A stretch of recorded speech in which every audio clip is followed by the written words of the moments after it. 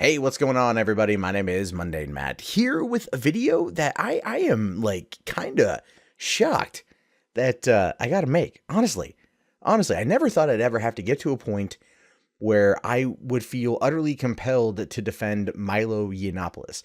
And it's not that I have anything against Milo. I've talked to Milo a few times. I think he is a very nice person, definitely a provocateur, a bit of a muckraker, probably a bit of an over-the-top Oscar Wilde wannabe in certain times, but ultimately a dude that I enjoy listening to. I think he has some interesting ideas, even if I don't agree with every single one of them. And a lot of people out there hate Milo. And to be fair, that's what he wants. He likes it. But today we're seeing something that is truly interesting. You've got people accusing Milo Yiannopoulos of defending pedophilia, and in some cases actively calling him a pedophile, which is staggering to me. Now, this article is on The Blaze, and what it's all about, right? People have been saying, "Oh, is this because of the Bill Maher taping from the other night when he was on there and he clearly pissed off Larry Wilmore," which I thought was beautiful because that guy deserves to get pissed off. No, actually, it's everything to do with the Americans Conservative Union, which hosts the annual gathering of conservatives called CPAC. And it announced over the weekend that Milo would be this year's keynote speaker. Now, if you look here at this article on The Blaze, they call him alt-right provocateur. Milo is not alt-right, not to the extent that people have, like people know the alt-right in like the media space. You know what I mean? Like, people like Mike Cernovich and Paul Joseph Watson, they were very much like, we are the alt-right, until that video of Richard Spencer came out saying, "Hail Trump, hail our people." Then they were like, whoa, I'm just gonna, like, hold up here. I'm just gonna back this up, and then you heard like just all these beep, beep, beep, beep moments because everyone was fucking moving the fuck away. They were just moving the fuck away. But calling him an alt-right provocateur, it's just, I don't know, it's kind of ridiculous if you ask me. So he is confirmed as the CPAC 2017 keynote speaker. And when it comes to the Republican Party, Milo pretty much is the best guy for the job in order to reach a younger audience. Look, I'm not a conservative. I definitely identify as a moderate or centered person. I think both sides have interesting and compelling arguments, and I like to listen to both. Do I identify as being more left of center than right? Absolutely, and I've been open about that. But when it comes to Milo is not the diehard Republican that a lot of, conservatives think of when they think of writers for Breitbart. He's even admitted this himself. And if you listen to a lot of what he says, yes, it's incendiary, but it's nice. It ain't, 100% fucking Republican. All right. He's got different views and he expresses them how he wants to. And that's one of the reasons why people like him, because he's a charismatic motherfucker. Right. And, but yeah, alt-right, no. That's just, again, it's one of those things they're using to try to like defame him. And that's literally what this is. A defamation of character. Shit that is borderline fucking, like slanderous and libelous. And just like Milo probably has a good case in some of these people to take them down for defamation, simply because what they're saying is not true and it's stuff that's edited out of context. And things like that. So what you got here is it says, many have criticized the move because Yiannopoulos is not seen as a traditional conservative, if a conservative at all. Instead, Yiannopoulos is seen as the figurehead of the alt-right movement. That is a fucking goddamn blatant lie.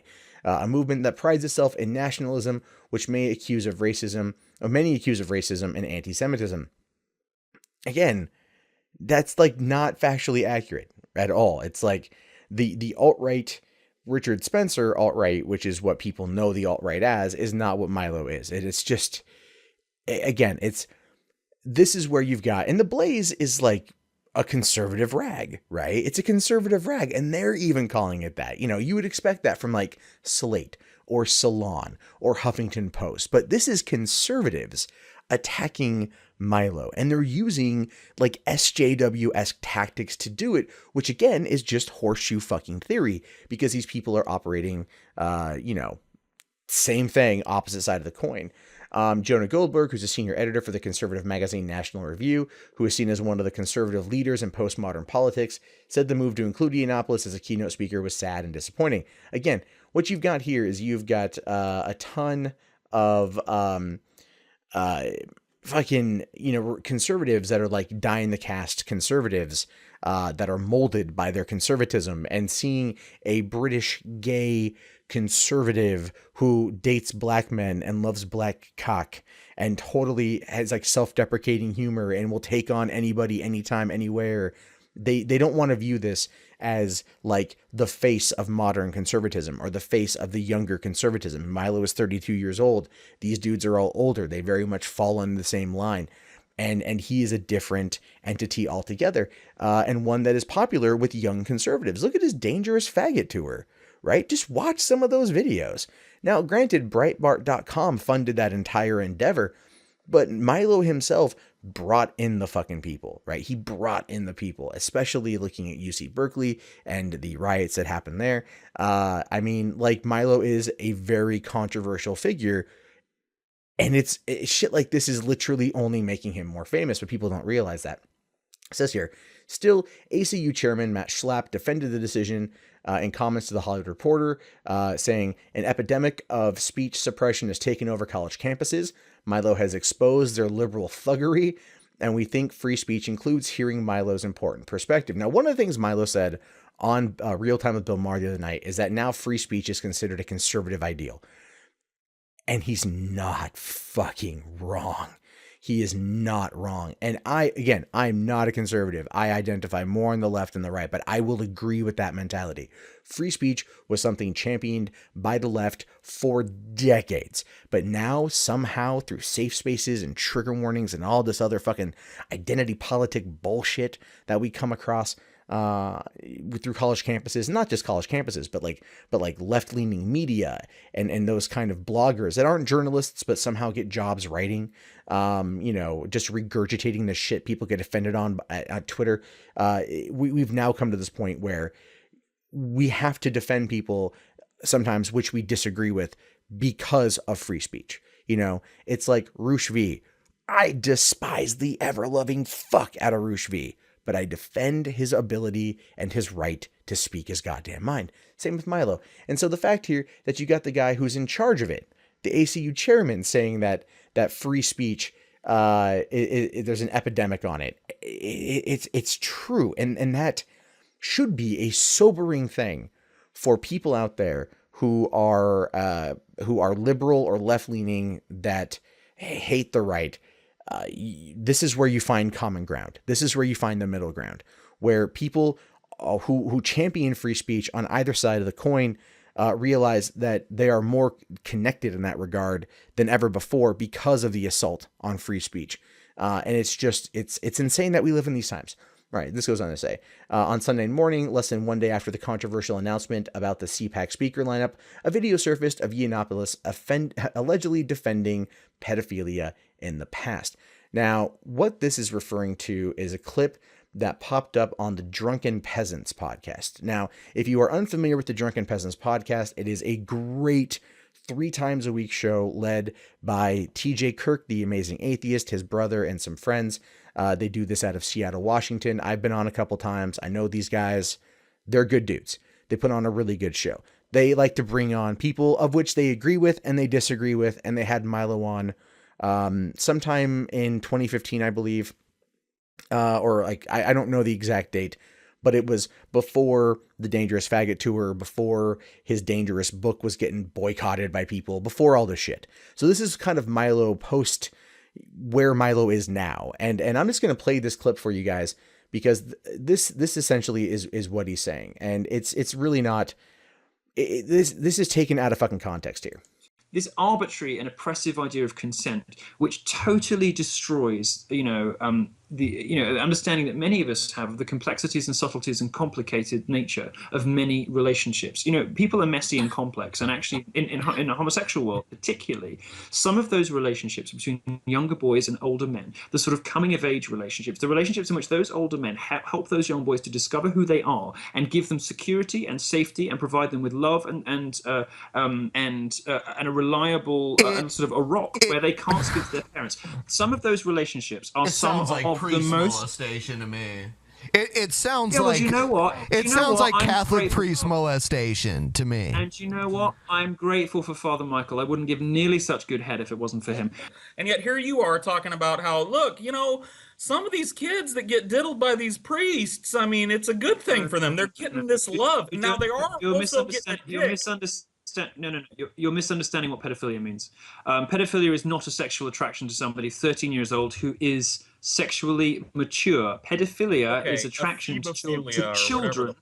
To children call who it. have not reached puberty. Pedophilia is attraction to people who don't have functioning sex organs yet, who have not gone through puberty, who are too young to be able to And understand the way culture. their bodies. That is not what we're talking about. And you are advocating for cross-generational relationships here. Can we be honest about that? Yeah, I don't mind admitting that, and I think particularly in the gay world and outside the Catholic Church, if that's where some of you want to go with this, I think in the gay world, some of the most important, enriching, and incredibly, life-affirming, important, shaping relationships, very often between younger boys and older men, can be hugely positive experiences. Now, if you listen to that, it sounds like Milo is saying that younger boys and older men in a relationship is a-okay, right? But he's not specifying an age. Paul's ego was saying that it felt like he was referring to pedophiles, right? And Milo then gave an accurate representation, an accurate description of what pedophilia is. And that's the thing. In 2016, in 2017, last few fucking months, I have seen a number of people on the right use pedophile as a pejorative, right? It's becoming this meaningless buzzword, and I fucking hate that shit. I hate that shit because I don't want that word normalized. That word has a specific connotation, it has a specific meaning, and it is something that is now being thrown around like cuck, right? It's being thrown around like cuck. Like, oh, you don't like this, you're a fucking pedophile. Like, that's the thing. It's being normalized, and it's not good. But there is another term for younger boys. It's called, ebophilia or hebophilia, and that might be more of what he's referring to, and that's people that are of older age, like they're still under the legal age of consent, but they're not prepubescent, they're post-pubescent. And again, I don't think he's necessarily defending that, but he is saying that some of those relationships can, help younger gay boys get the support that they need to get through those awkward years where they, in fact, might be more prone to suicide, which we hear about a lot in the younger, the teens, the younger teens who are gay, who don't know how to express it. They feel like they're trapped by societal norms that don't agree with them, by maybe their family. They're in religious environments that don't allow them to express themselves. And as a result, they feel trapped. And if they had help from an older gay man, then they could help out. But then again, look, I'm not trying to get into that whole debate. I'm saying that's my take on what he's saying, not that he's advocating specifically for man-boy love, right? Which is what a lot of people are kind of framing it as. And that's the issue here, is like he's having a conversation about this very, very, very hot, hot topic, this very hard thing to have a discussion on. And it can easily be taken out of context, as evidenced by this video that you could see was relatively chopped together. There were some cuts there that I saw. And, this video is also older. This isn't recent. This isn't like him being on Real Time with Bill Maher. This video is from him from like 2015, 2016. It's older, but why is it coming up now, right? Why is it coming up now? Why is it coming up the day after he gets announced as a keynote speaker for CPAC? Because this, and I'm just going to say it, this is kind of a coup by hardcore conservatives that are going after a gay conservative Brit who speaks his fucking mind. They don't want that. They don't want that kind of collusion. They don't want to bring that kind of person in. And it's very much SJW-esque tactics. And that is something that we are seeing more and more of these days. It's because horseshoe theory is not a theory. It's a fucking fact. It's fucking real. And that's what's going on. Now, jumping over to Milo's Facebook page. He responded first back in about 10 hours ago saying, there's a video going around that purports to show me saying anti-Semitic things, nope, and advocating for pedophilia, nope. The shocking thing is, it's Republicans doing it. Sad to see establishment types collapse into the same tactics as social justice warriors, name-calling, deceptively edited videos, confected moral outrage, and public shaming. This is why they deserve to burn, and why they are burning. Here's how I actually feel about pedophilia, which you'd know if you actually watched or read anything I've ever done, or you know if you had two brain cells to rub together.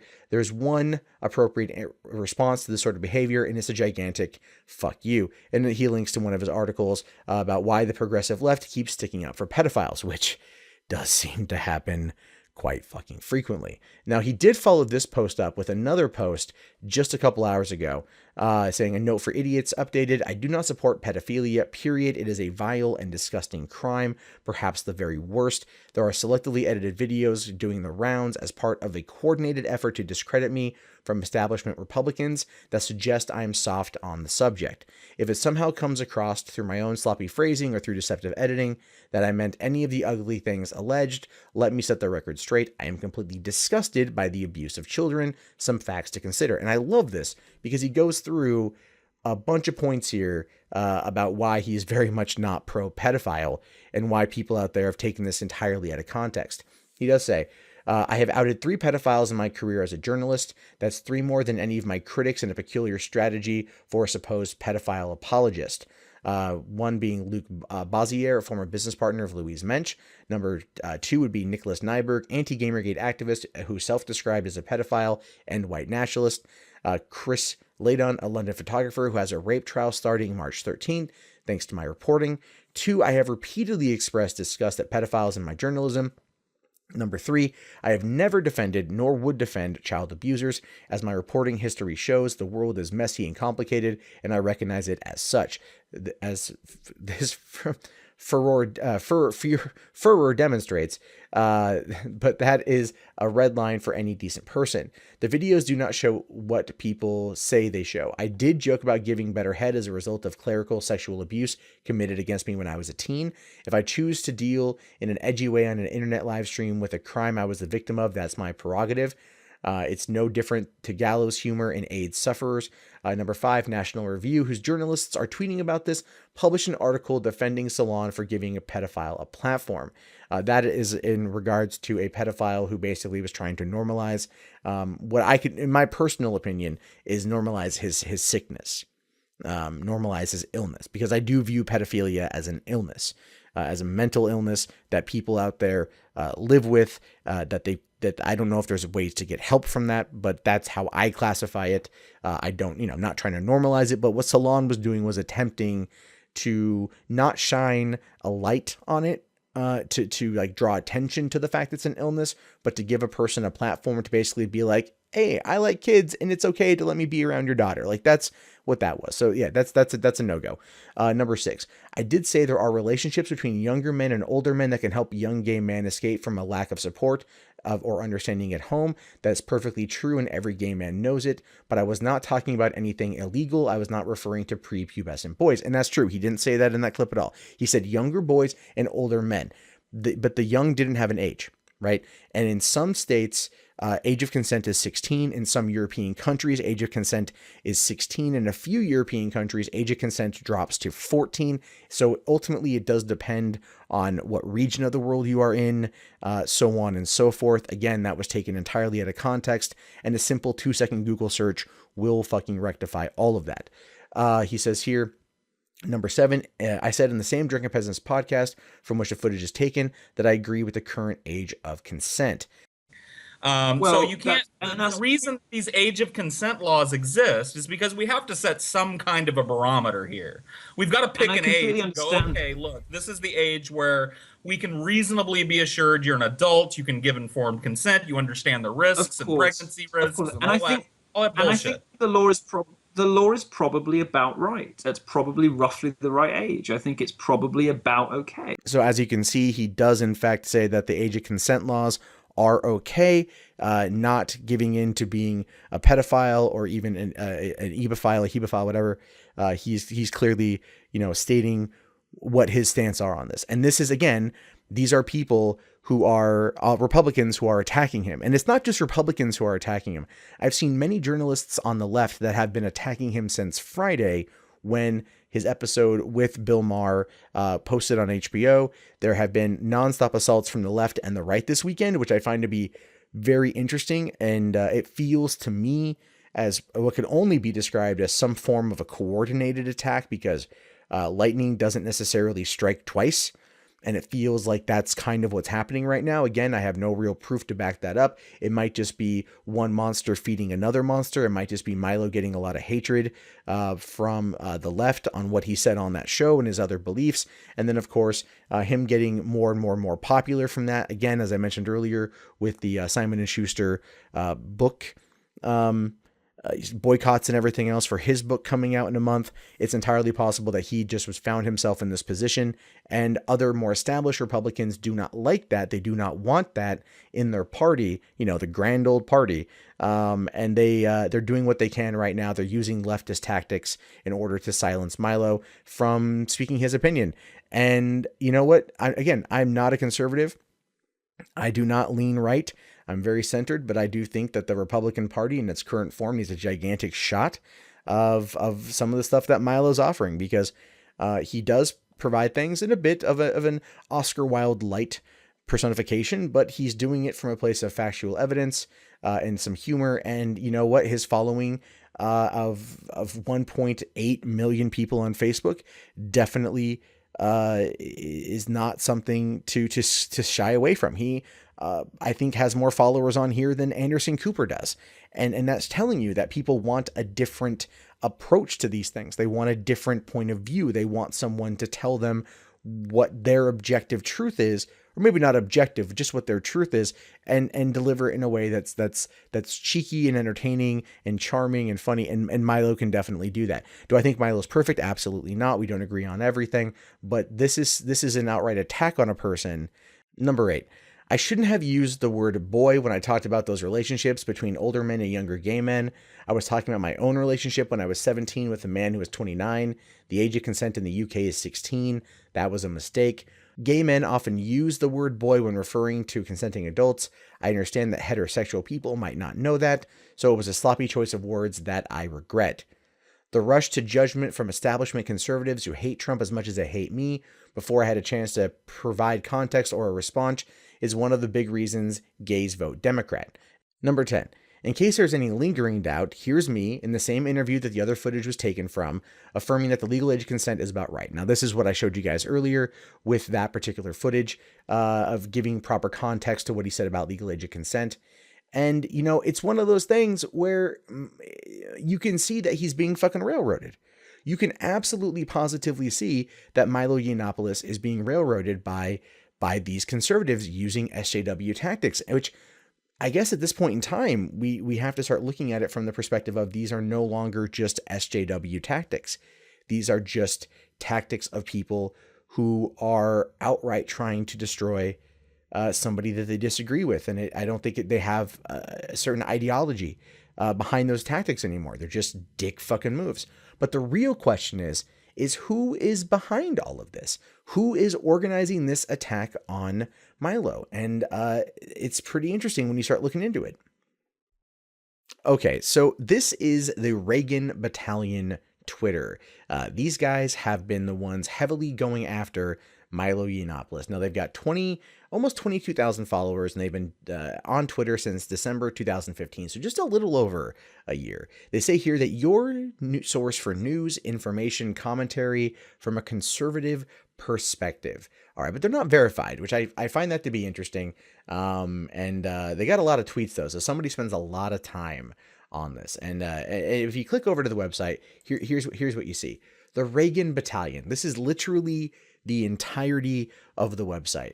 And it's just links over to a bunch of conservative-esque websites out there. I have literally no idea if these guys are contributors to them, or if they just pull news from them, or if this is like where they get their sources from. I got no fucking idea. If we take a look over here at the blog, you can see that this is their blog. This is where they post the news. And there's only 2 posts. and they're both from about a month ago, and that's it. So if this is all they do, well, what the fuck, right? Who's behind the Reagan Battalion? Well, that would be Evan McMullin. The Reagan Battalion is with you. Is with us. Are you? This guy ran for president in 2016 and lost, but yeah, like that's a little weird, right? Why is this guy running a website called the Reagan Battalion? Why is this guy going after Milo Yiannopoulos?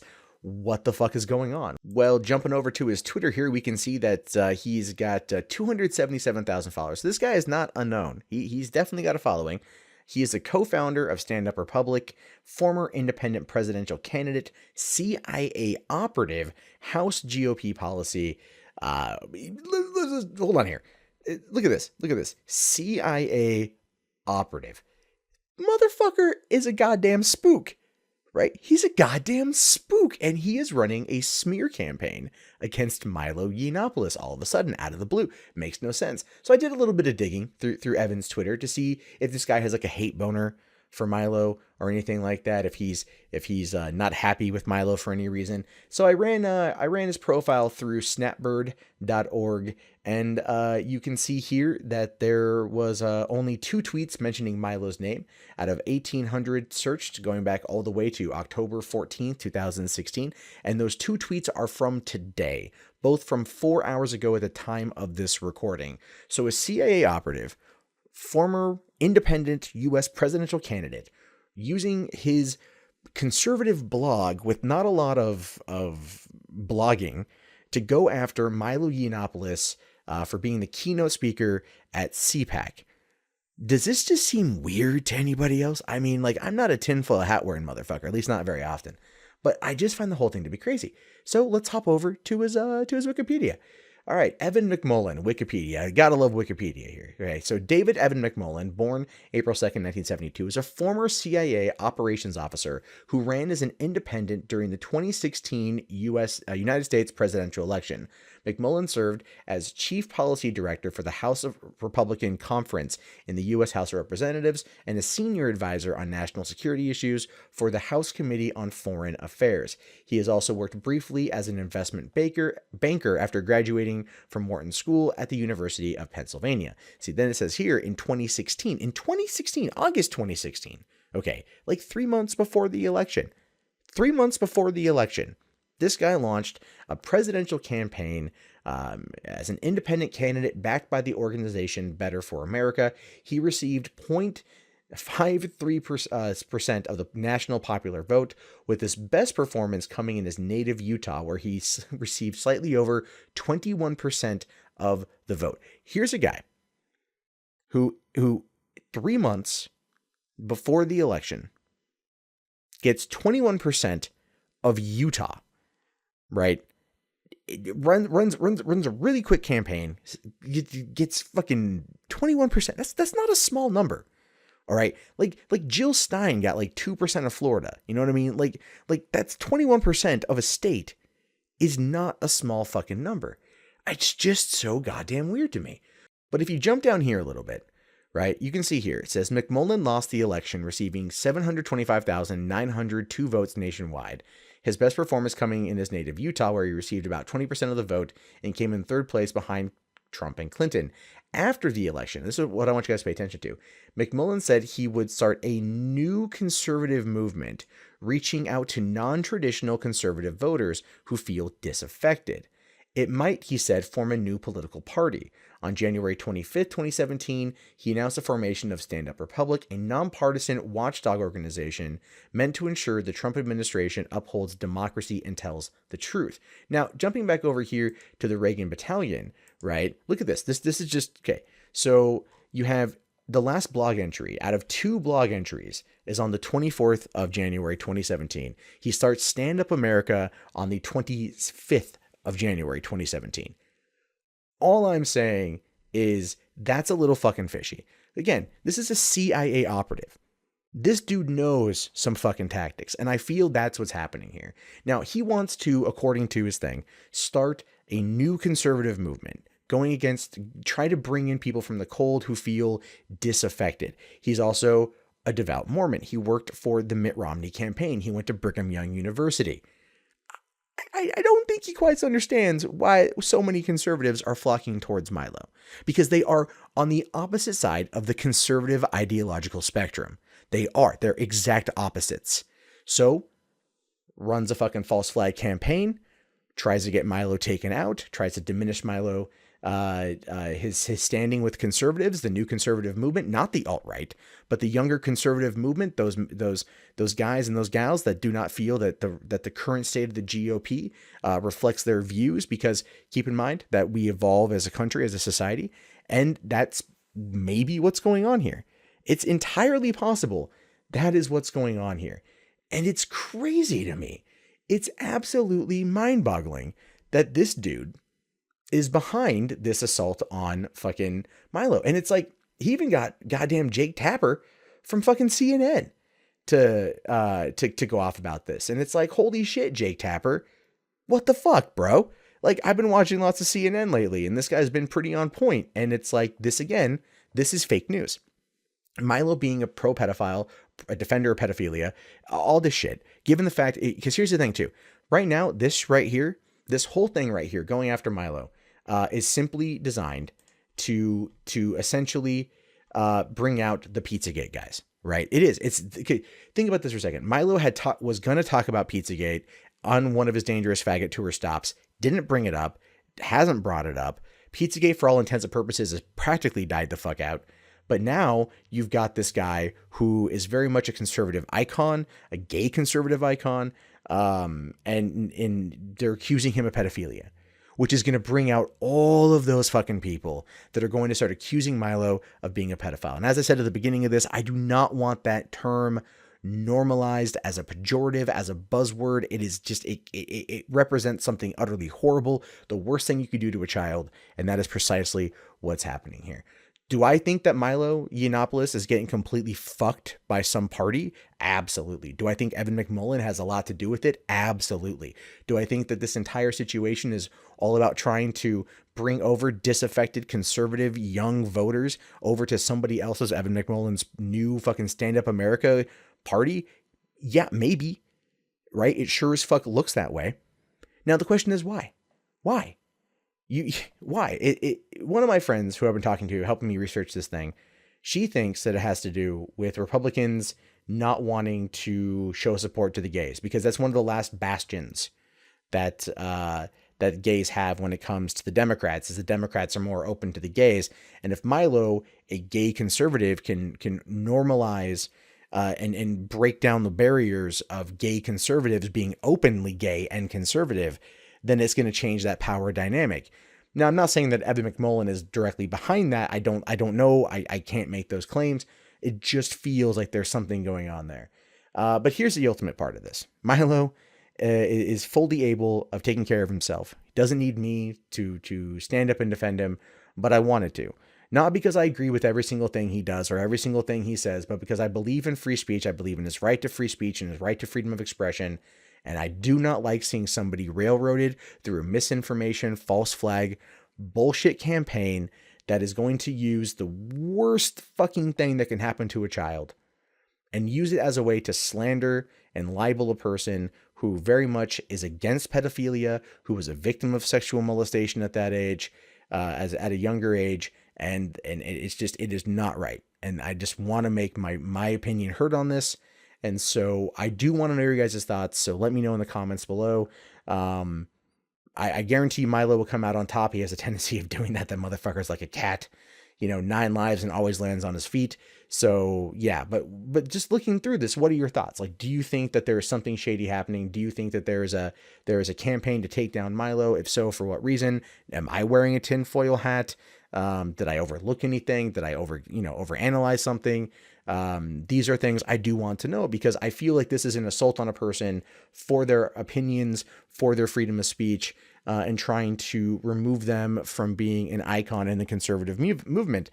Even though it's a movement I'm not a part of, I feel Milo should have the ability to speak, and that shouldn't be silenced by someone trying to take him down. But again, I want to know your thoughts. Write them down in the comments. Subscribe to the channel if you're new. Thumbs up the video. I will talk to you guys later. Have yourself a great day. Peace out.